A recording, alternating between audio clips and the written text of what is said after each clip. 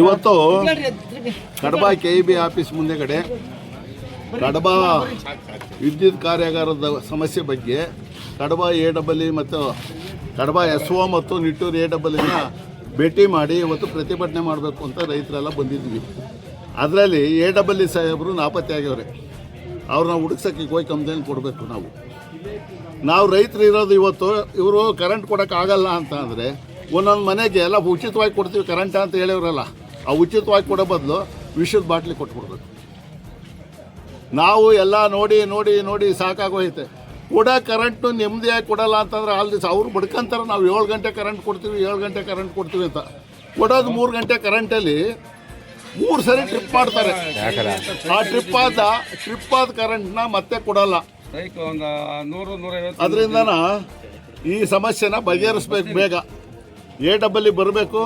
ಅದಕ್ಕೆ ಮತ್ತೆ ರೈತರೇನಾರೋನ trouble ಬಗ್ಗೆನ phone contact ತಗೊಂಡ್ರೆ MESSನವರು ಫೋನ ಅಟೆಂಡ್ ಮಾಡಲ್ಲ, ಯಾವ ಫೋನ್ನೇ ಮುಟ್ಟಲ್ಲ. ತೆಗೆದು ಇಟ್ಬಿಟ್ಟು ಸುಮ್ಮನೆ ಅವ್ರ ಪಾಡಿಗೆ ಅವ್ರು ಇರ್ತಾರೆ. ಆ ಸಮಸ್ಯೆ ಬಗೆಹರಿಬೇಕು. ಮತ್ತೆ ನಮ್ಮ ರೈತರಿಗೆ ಇದಾಗಲೇ 2ನೇ ಸರಿ ನಾವು ಇಲ್ಲಿ ಪ್ರತಿಭಟನೆ ಮಾಡ್ತಾ ಇರೋದು. ಇವ್ರು ಹೇಳಿದ ಮಾತನ್ನೆಲ್ಲ ಕೇಳ್ಕೊಂಡು ಹೋಗಿದ್ದೀವಿ. ಕೇಳಿ ಸಾಕಾಗೈತೆ. ನಮಗೆ ಕರೆಂಟ್ ಬೇಕಷ್ಟೇ, ಇನ್ನೇನು ಬೇಡ. ಏನು ಹೇಳ್ತಾರೆ SO ಅವರಿಗೆ? ಮತ್ತೆ ಯಾರು SO ನಮಗೆ 15 ಯೂನಿಟ್ ಏನೋ ಕೊಟ್ಟವ್ರು 25 ಯೂನಿಟ್ ಬೇಕು, 25 KV ಬೇಕು ಅಂತ ಹೇಳ್ತಾರೆ. ನಾವು ಕೊಡೋಣ?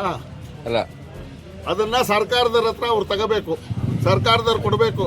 ಇವತ್ತು ನಮ್ಮ ನಾಳ ಅಂತ ಪ್ರಜಾಪ್ರತಿನಿಧಿಗಳು ರೈತರ ಕಷ್ಟದ ಬಗ್ಗೆ ಆಲೋಚನೆ ಮಾಡಬೇಕು.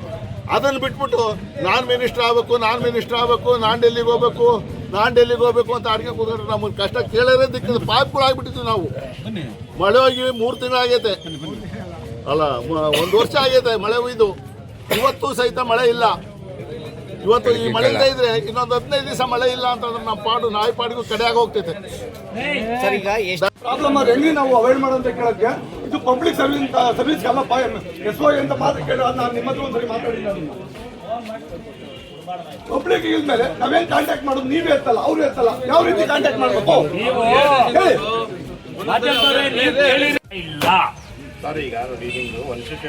ಸ್ವಾಮಿ, ನಾನು ಪೂರ್ತಿ ನಂದು ಆಮೇಲೆ ಉತ್ತರ ಕೊಡಿ. ನೀವು ಲಾಸ್ಟ್ಗೆ ನನ್ನ ಕೆಲವು ಪ್ರಶ್ನೆಗೆ ಉತ್ತರ ಕೊಡಿ. ಅದಲ್ಲ ನಾನು ಹೇಳೋದು. ಮೊನ್ನೆ ನಾನು ನಿಮಗೆ ಫೋನ್ ಮಾಡಿದೆ, ಇದೇ ನಿಮ್ಮ ಲೈನ್ ಮ್ಯಾನಿಗೆ ಫೋನ್ ಮಾಡಿದೆ.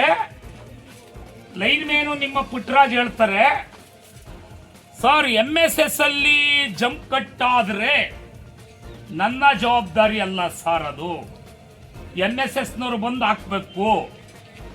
ಲೈನಲ್ಲಿರೋ ಜಂಪ್ ಕಟ್ ಆದ್ರೆ ನಾನು ಹಾಕ್ತೀನಿ ಸರ್ ಅಂತ ಅಂದ್ರು. ನೀವು ಕರೆಂಟ್ ಇಲ್ದ್ರೆ ಚಿಂತೆ ಇಲ್ಲ ಕಣ್ರಿ. ಯಾಕೆ ನೀರು ಉಗ್ಗಿ ಅನ್ನ ಬೆಳಿತೀವಿ, ಅನ್ನ ಇಲ್ದ್ರೆ ಇರ್ತೀರಿ ನೀವು? ಏನ್ರಿ ಹೇಳ್ರಿ?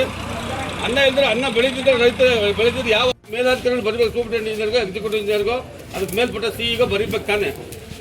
ಏನು ಇಲ್ದಂಗೆ ರೈತರಿಗೆ ಏನು ಗೊತ್ತೈತೆ? ರೈತರಿಗೆ ನಾನು ಧರ್ಮೇಗೌಡ ಎಲ್ಲ 4 ಜನ MLAಗಳ ಹತ್ರ ಓಡಾಡೋದಕ್ಕೆ ಎಲ್ಲ ಗೊತ್ತು. ಬೇರೆಯವ್ರಿಗೆ